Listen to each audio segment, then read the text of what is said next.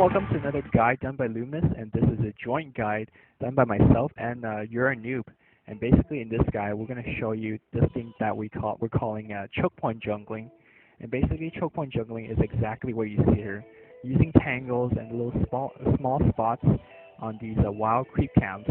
Basically, allows us to find one creep at a time, and you could really exploit this in the early games and basically free up a solo lane for one of your teammates and still not falling behind in level or experience or gold. So this is a very good strategy in my opinion, and hopefully it will bring Nyx back to competitive play.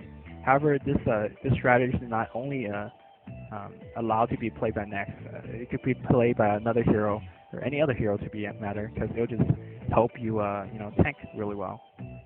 And that camp we just did is quite a bit camp dependent, creep dependent. And why don't you talk a little bit more about that? For that camp, you have to get lucky and not spawn a troll camp, because with a troll camp, you can't do it because the range and they will just DPS you too fast. There's about a 43% chance of getting a troll to spawn first or second, so I wouldn't recommend going for that camp first. We're going to show you another camp called the 5-stack camp, which is probably the ideal camp for you to use throughout the game. And basically, right now we're showing up the level 1 camp. It's usually not that reliable as well because the level 1 creeps are mostly ranged. And basically, here is the 5-stack camp that we're talking about. It starts off with a double pull on the top and bottom. This might require a little bit of practice. You generally want to pull at 50 or 51 seconds. After you get the successful double pull, eat the top tree, and then hop into a little niche, and you get a choke point here.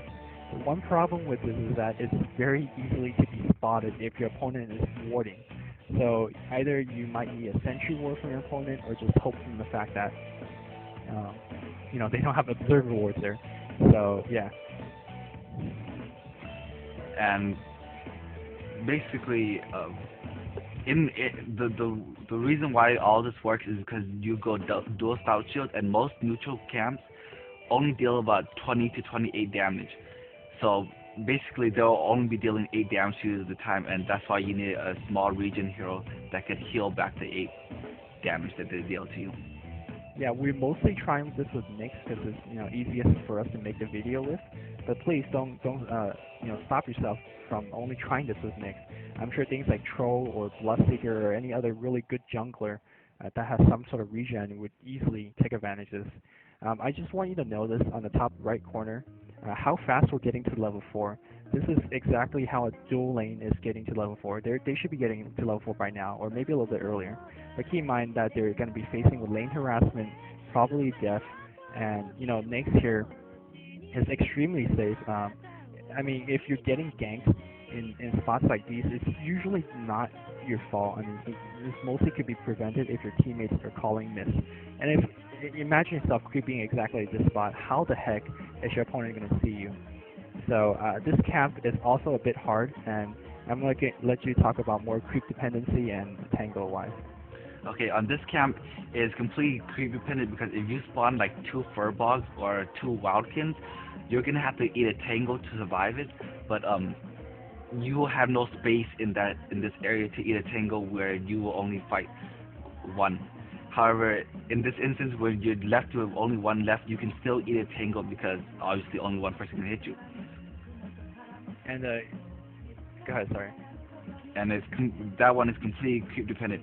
This one, however, is not creep dependent because there's area for you to eat a tangle, as you'll see in a few seconds right here. Yeah. Also, well, I wouldn't say this is not creep dependent as well, because these camps also spawn the Troll Warlord. Just keep in mind that Troll Warlord, they range, and they basically are really hard to DPS down, or you're not going to have enough tanking power. And you can see that this double Furball camp, basically they do a lot of damage, and I have burned through two tangles as well. And keep in mind, this is all done straight off of level 1. You can come back to level 3 if you wish. All you need is double stout and a set of tangles. And here is another very good spawn. This spawn is very safe. Eat that choke point there, and basically just sit there, AFK farming, literally AFK farming. The danger part about this camp is that if they put observer ward a little bit to your left for the to look at the rune spot, they can in fact spot you there. So just one thing to be careful. However, it's not exactly a very common ward spot, but again, it's one thing that is a weakness to the strategy is that you are in fact spottable by wards. My favorite thing about this strategy is that in a lane where you could get denied or harassed, you are getting all the creeps in this spawn, whereas it's more like more last hit dependent when you're in lane. And if you're in a hard lane, then it'll be hard to farm well. Oh, definitely. If you're maybe facing against a sniper or a silencer or like a heavy nuke or Zeus, they're gonna nuke you a lot and or make your last hitting hell, and you're probably gonna even get less creep kills facing a difficult lane. However, this is extremely easy, and it's not item dependent, and basically notice how fast you just turned level 4 in that. Again, it's comparable to a dual lane, assuming that the dual lane is getting absolutely no harass. And however, that's very unlikely. So this strategy allows you to free up the single lane for a solo hero, and it gives you reliable, fast EXP. And this final camp, I'll let you cover it. Go ahead. This final camp I did not recommend you using at level 1 because this one, if you get a strong creep, then you will have to tangle. But if you notice, there's only 2 spots where you can tangle, and that will cause you to get attacked by 3 or 2, and obviously it will make you die.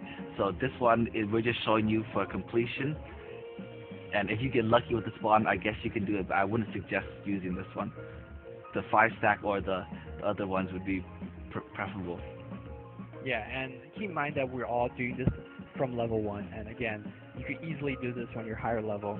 And like I just want to stress out, this build will let you level up so much quicker. It will free up your solo lane, and I just hopefully this will provide new strategies for other heroes other than Nyx, and maybe we'll bring more solo heroes back into the competitive game. And I think with that, I'll end this guide. Hope you enjoyed this. Hope you learned something from it. Thanks for watching.